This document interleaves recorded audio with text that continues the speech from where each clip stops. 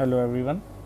So welcome to this video of clinical concepts in medicine. The purpose of this channel and this video is to make your concepts in medicine crystal clear, specifically those concepts which are required during rounds or while treating the patients, while seeing the patients in the OPD. So let's today study about the concept of corrected calcium. We'll study about the concept of corrected calcium. So now, what is the concept of corrected calcium? See, the total calcium levels in the body are equal to the free calcium and the bound calcium. Now the calcium levels, whenever a patient comes to you, you send serum calcium levels. The lab measures the calcium and sends the report to you. So what the lab measures is the total calcium. This is what the lab measures. This is what the lab measures.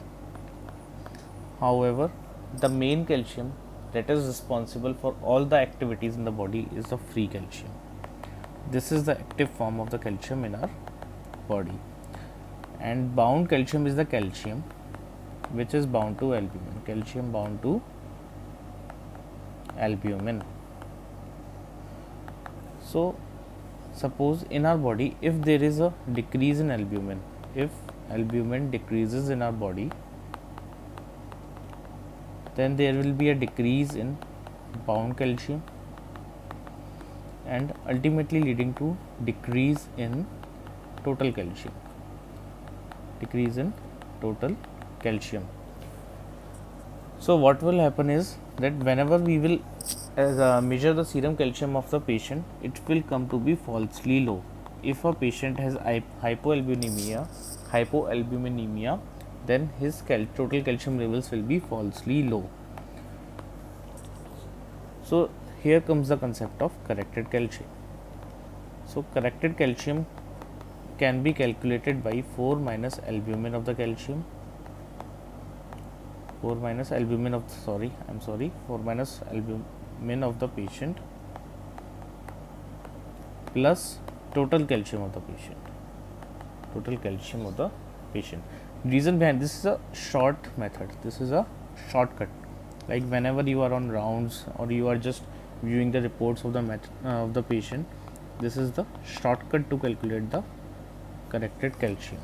Okay. So reason behind this is, if there is a 1 gram per deciliter decrease of albumin, if albumin decreases by 1 gram per deciliter, it leads to decrease of calcium by 0.8 milligrams per deciliter. Okay, 1 gram per deciliter decrease in albumin causes decrease of calcium by 0.8 milligram per deciliter. So for example, let's see, if a patient comes to you with a calcium of 7.6, you will think that patient has hypocalcemia. But this is wrong. You should look at the albumin levels of the patient. Now suppose his serum albumin levels are 2.8 grams per deciliter. His serum albumin levels are 2.8 grams per deciliter. So how will we calculate the corrected calcium?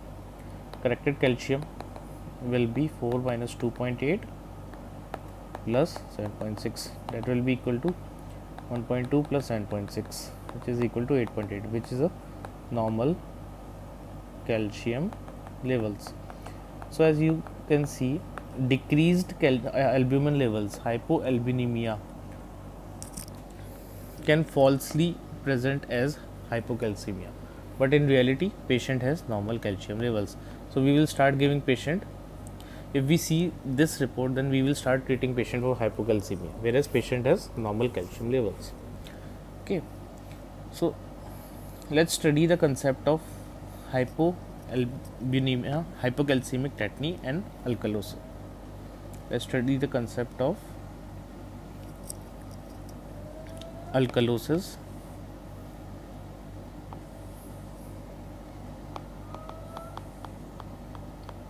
and hypocalcemic tetany. What is the relation between alkalosis and tetany. So whenever there is an alkalosis in our body, whenever there is alkalosis in our body, what is alkalosis? Increase in serum bicarbonate levels. Increase in serum bicarbonate levels. This leads to the amino acids in the serum. The amino acids which are present in the serum, they release their H plus ions. They release the H plus ions so that that H plus can combine with the excess of the bicarbonate in the body to form H2O and CO2 in order to neutralize the excessive alkalosis. But in the due process, amino acids gain the negative charge. Since amino acids have lost a positive charge, they gain a negative charge. Now these amino acids combine with calcium. These amino acids combine with calcium, leading to an amino acid calcium complex. Now the calcium is stuck. Calcium is stuck with the amino acids. It is stuck with the amino acids. So the active form of calcium, that is the free calcium decreases. So patient develops hypocalcemia. And hypocalcemia leads to, as we all know, hypocalcemia causes tetany. So this is how alkalosis can cause tetany. This is how alkalosis causes tetany. Thank you.